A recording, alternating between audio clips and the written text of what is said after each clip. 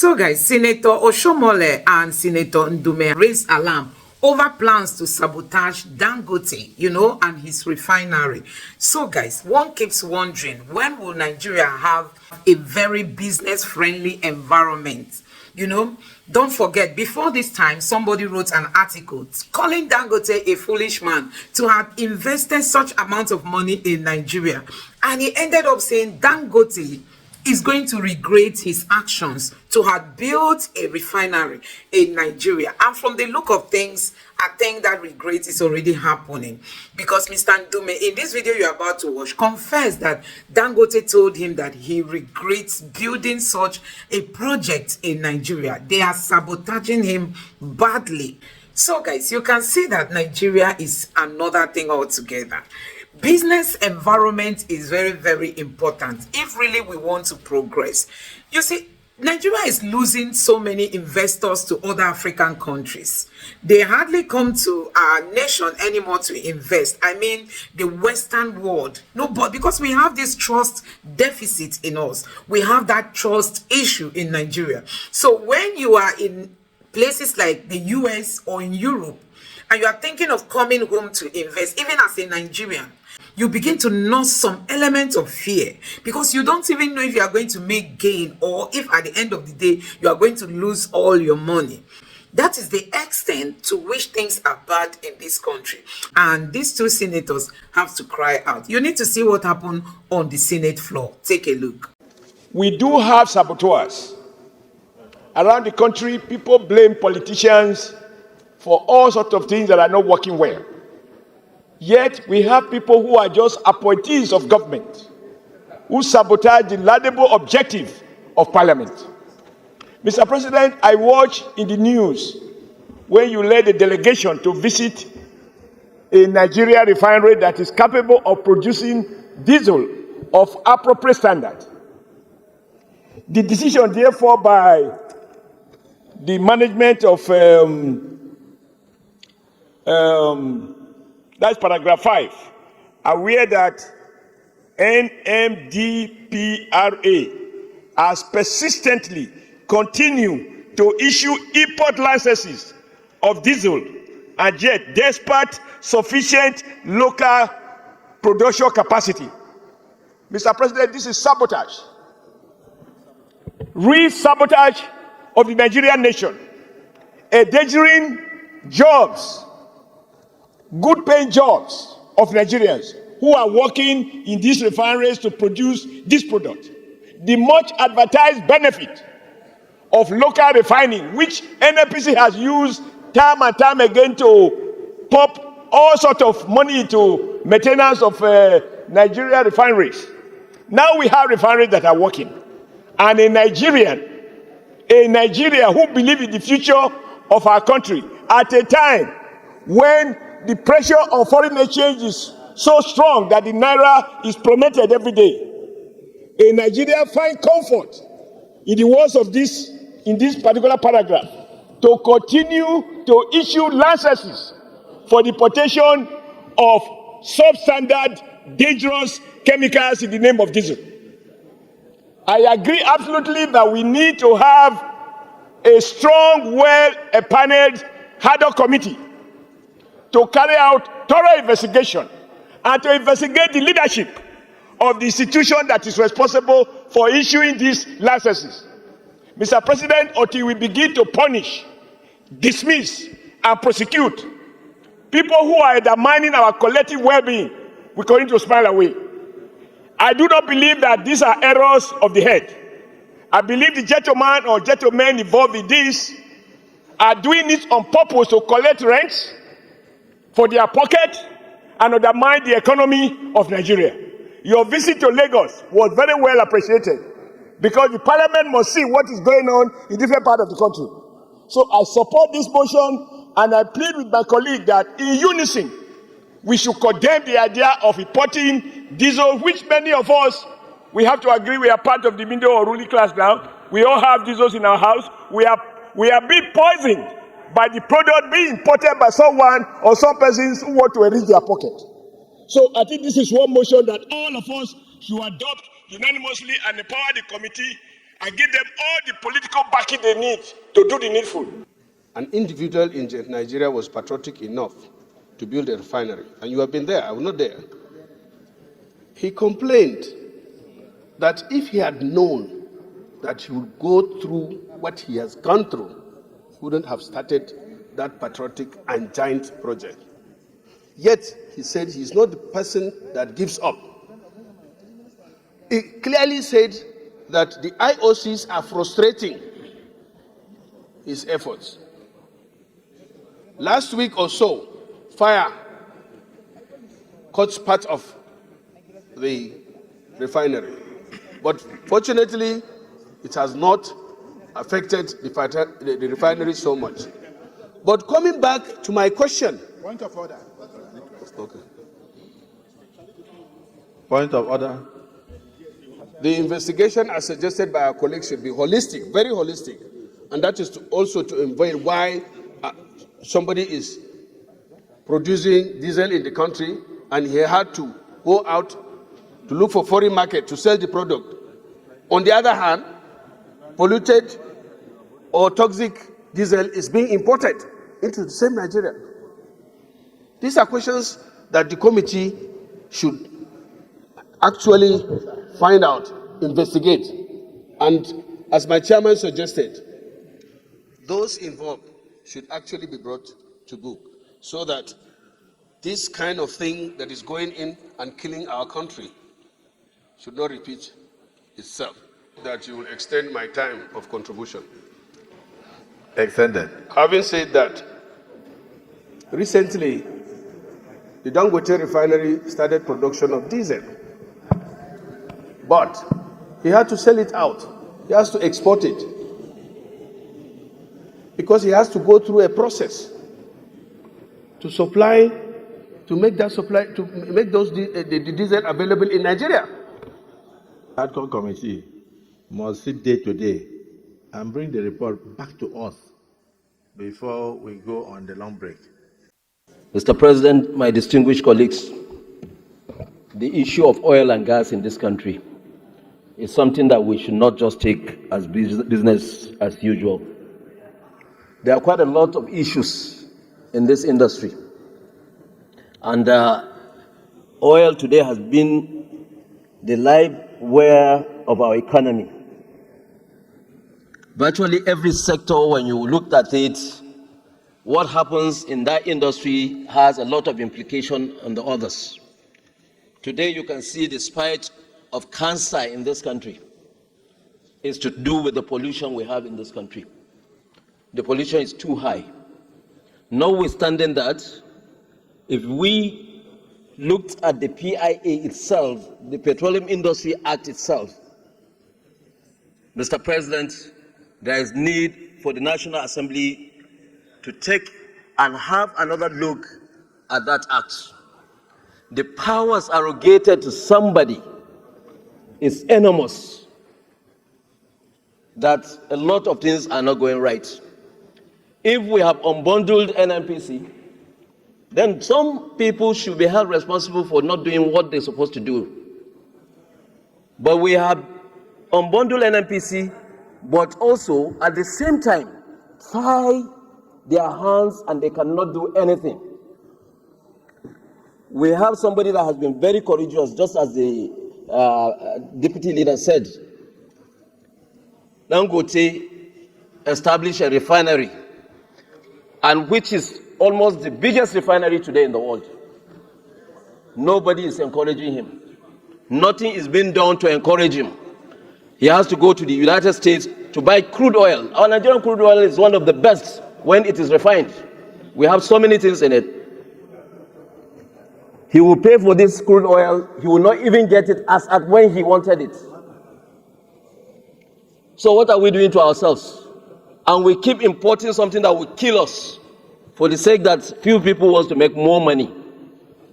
So, Mr. President, my view is that it's not only to checkmate what is happening as by the importation of oil in this country, fuel in this country, but we should look at the PIA itself.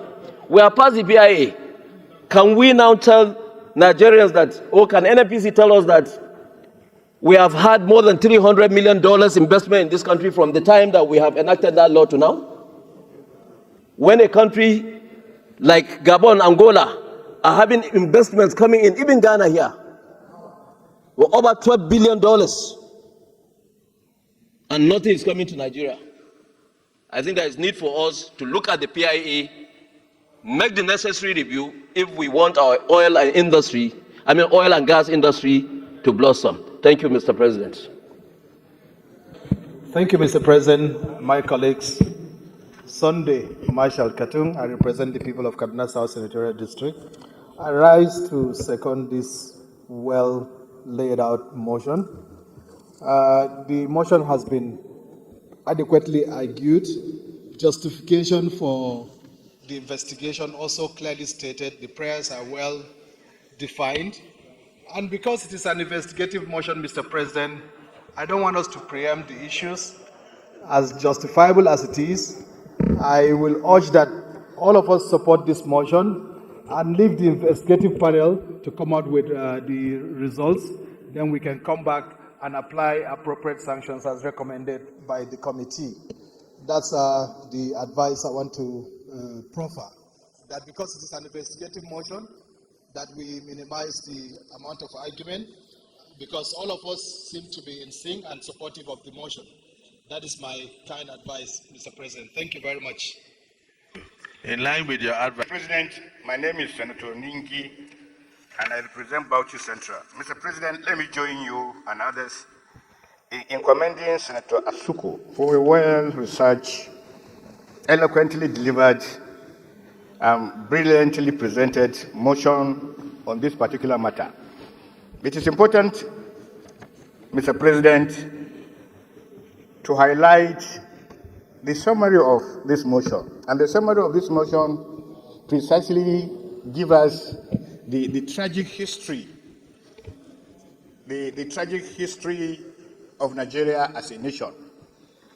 As an oil-producing nation for 50 years or thereabout, this nation is still battling with the issue of auditing, the issue of sampling, and the issue of fault validation.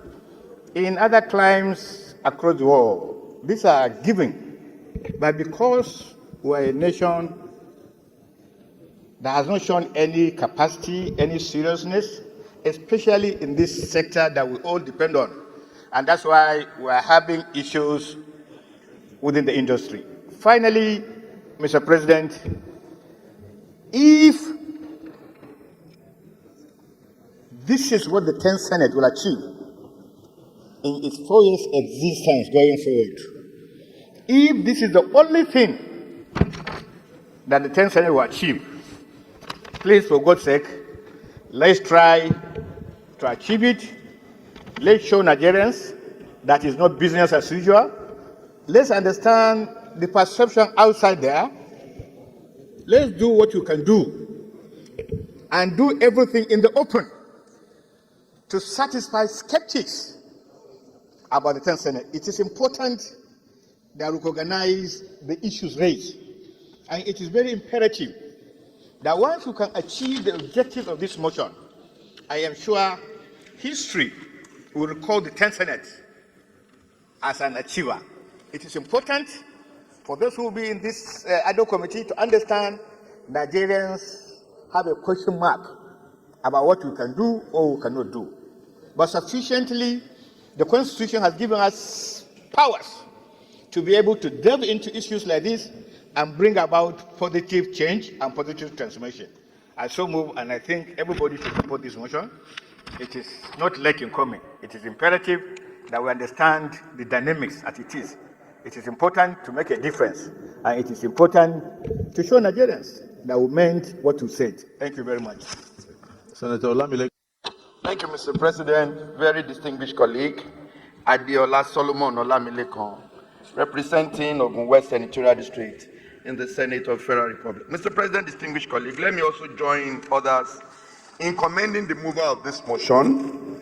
And Mr. President, let me start by saying that when we passed the Petroleum Industrial Act.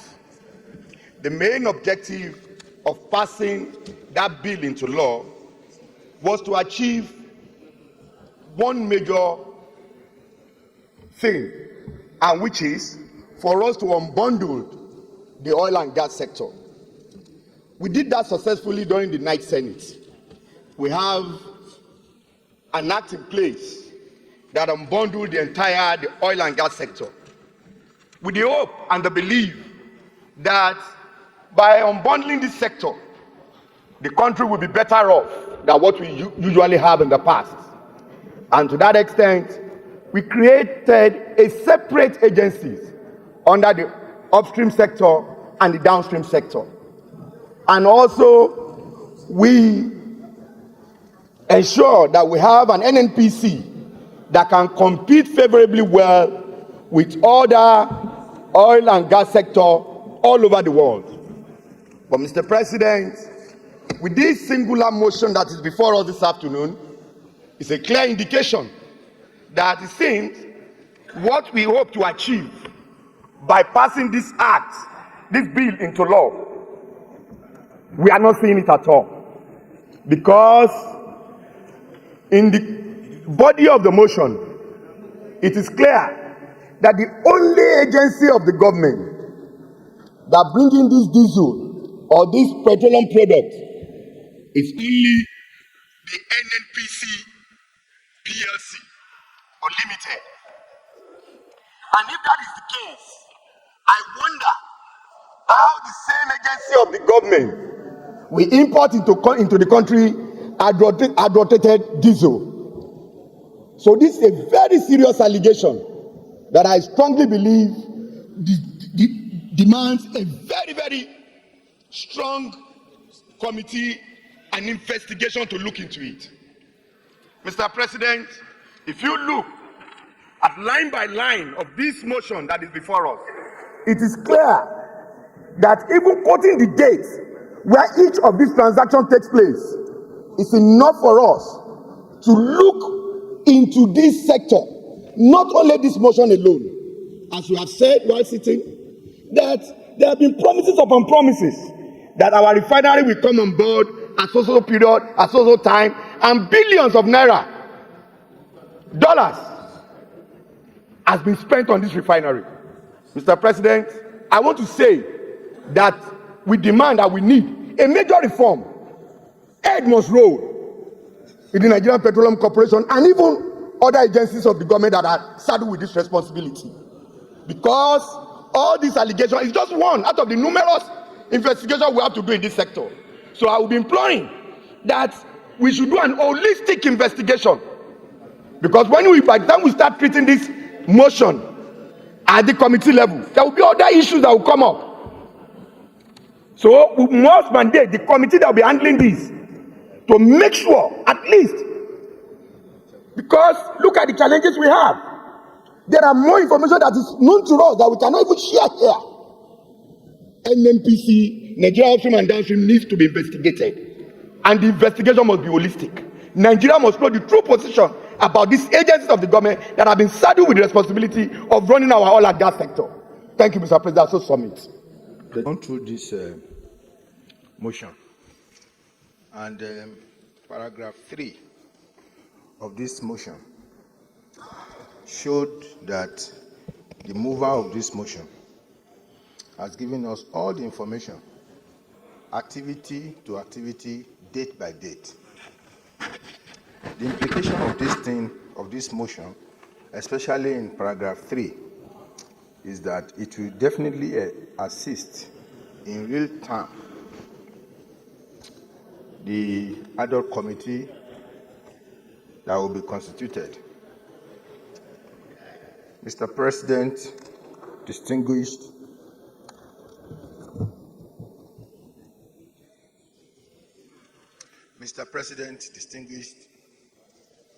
colleagues, I just want to have a personal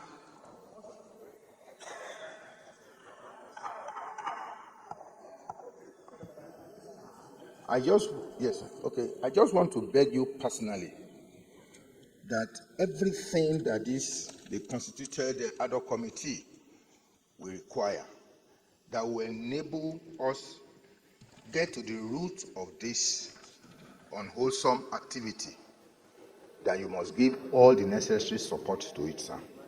This is an infraction, this is criminal, this is not in the interest of this country. And I beg you, and I beg you, and I beg you, we must see to the end of this infraction and this unwholesome activity, so that it will be a deterrent and it will teach others a major lesson. And I want to plead with you. Thank you, and thank you very much, sir. Because we can't just set up a committee that will sit ad infinitum. This is too important to the economy of the country. It's important to the health of the citizens of this country, and it is also important to job retention in the country and job creation. So we must look at these things. And like somebody said, even if this August Assembly has to make recommendation that some heads should rule within the petroleum industry, so be it. Leader of the Senate. I begin by thanking you, Mr. President, for the privilege to also be able to take part in this very patriotic debate. And my contribution will be short, Mr. President. First, it is important that we make this clear to members of the Nigerian public that the concern of the Senate in this regard, it's primarily one about our economy, because we feel that in a situation where it looks like an economy is being held by the jugular, as elected representatives of the Nigerian people, we must stand up to be able to do the needful. Primarily as well, this is also about issues that border on public health. When hazardous petroleum products are imported into a country, diesel, jet fuel, and all that, it has three significant implications. One, negative impact on public health, which by extension leads to a reduction in the lifespan of the citizens of the country, whose health are negatively impacted on, especially their respiratory system. Number two, it also has significant impact on the environment. Number three, Mr. President, it's also about protection of properties. People struggle to save money to buy their cars. Some even buy these cars with bank loan. Companies struggle to buy official cars. Institutions, including government institutions, buy vehicles for official use. When, less of a quality petroleum product is used, it leads to an early destruction of the engines of these vehicles, including also its negative impact on our industrial sector. Diesel is used to run industrial machines. So when you bring in, substandard petrol or diesel, what you're also saying is that you are killing, those industrial machines, you are killing the industrial sector. So all of these are issues of significance that make it essential for us as a Senate to holistically look into these issues. Finally, Mr. President, if we have been told as a nation that our refineries were under repair, and over $4 billion had been invested in this by government at different times, and we have been given different dates when these refineries will be up and running, and none of those dates had worked. I think it is important for us as elected representatives of the people to be able to bring NNPC and their contractors to ask the question, what is going on? When will these refineries be ready? And it's not just about completion, of refineries, because that's a technical term. But come and tell the Nigerian people through us about the start-up dates for these refineries. These are issues, Mr. President, that we need to take into serious consideration. So I am totally in support of this motion, and I want to thank again the single Senator Asuku Ekpeyon for bringing the motion, and to emphasize that at the end of the day, as a nation, we must appreciate the fact that we are not safe until we are able to locally refine our crude. For as long as we continue to rely on importation, it will be difficult for even the regulatory framework based on how it is set up to be able to determine the quality of petroleum products that are imported. It is important that we get our local refineries to work. It's also essential that whichever local refinery that we have now must be saved from collapse and frustration. I thank you, Mr. President. So recently, Nigeria has been losing so many investments to places like, Ghana, Rwanda, Uganda. There was this project that they wanted to come and, invest in oil and in the oil and gas sector. But guess what? Uganda won that, that project. The money was sent to Uganda, not Nigeria. Why? Because we have trust problem. Nobody believes in Nigeria, even our leaders, with all the forgery, that surrounds the current government. People outside don't even have confidence to come to Nigeria to invest their money because they are scared. They are worried if at the end of the day they are going to get their money back, not to talk of making gains. Then you look at our judiciary again. As a business investor, when you come to Nigeria and you end up having problem, who do you run to? The judiciary. But in a situation where the judiciary has been hijacked by the politicians and there's no fairness again, it's never the last hope for the common man in Nigeria. What do you think? People think, these politicians, they think outsiders don't see what is happening in Nigeria. People don't have that trust in us, in our government bodies like the judiciary, the security agents. There's no trust, and that is why we are having all this problem. So guys, you can see that even if you're a Nigerian or you're a foreigner coming home to invest, massively, is something you should equally sit down and think well. Think deeply before you take that action. It's not as if we are against people coming to Nigeria to invest, but so many people have come to Nigeria only for them to lose all their money. And guess what? Sometimes this money were all borrowed from banks, and then you came to invest in Nigeria only for you to lose everything. So Nigeria business environment is something that is not yet mature. It's not yet really ripe for people to confidently move into Nigeria to begin to invest. Whether you are a Nigerian or you are an outsider, it's something you really have to think, because we have leaders who do not even care what the outside world is saying about us, the way they look at us. These governments don't care.